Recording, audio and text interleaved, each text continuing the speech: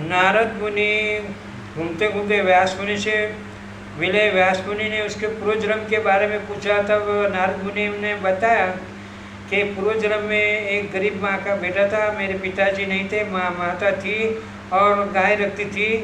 और वहाँ पे साधु संत निकले तो हमने जाके साधु संत के पाँव पकड़े और उन्होंने आशीर्वाद दिया। मैंने उससे गुरु मंत्र मांगा और आशीर्वाद मांगा। तब उन्होंने बोला तुम्हारा कार्य अधूरा है, तुम्हारी माँ जब तक जीवित है उनकी सेवा करो और उसके बाद में तुम्हारी माँ नहीं रहेगी तभी भगवान की भक्ति करना, क्योंकि माँ बाप भगवान से पहले माँ बाप की सेवा की जाती है। ऐसा नारद मुनि को बताया और एक मंत्र दिया था।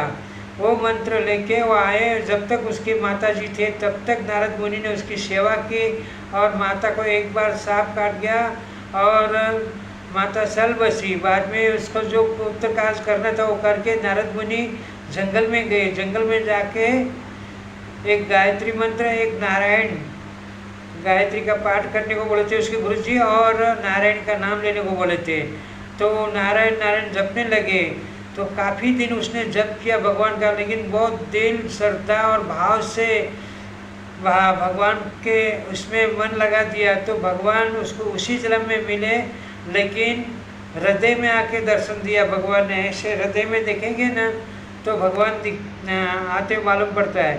तब नारद मुनि 2 मिनट के लिए दर्शन हुए और भगवान अदृश्य हो गए। तो नारद मुनि रोने लगे उस जमाने में, आगे जन्म की बात में बहुत रोए। तब उसको आकाशवाणी हुई कि बेटा इस जन्म में तेरे को मैं दोबारा दर्शन नहीं दूंगा, तेरे को दर्शन जी भर के होगा, लेकिन ये जन्म तेरा पूरा होने के बाद और तू तब तक तू मेरा नाम का मंत्र लिया कर।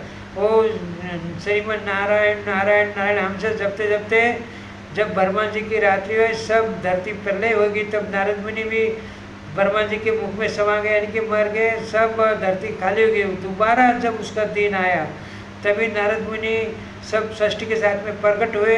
तो देवलोक ने नारद मुनि को देखा, देवलोक ने उसका नाम नारद मुनि रखा और वहाँ से 24 घंटा वो ब्रह्मचारी रह के नारायण नारायण भजने लगे और हमेशा भगवान का दर्शन भी करते हैं और ब्रह्मचारी रहे हमेशा के लिए और सृष्टि का कल्याण के लिए सत्संग करते थे। यही छोटी सी बात नारद मुनि की है। जय द्वारकाधीश, सत्य घटना है।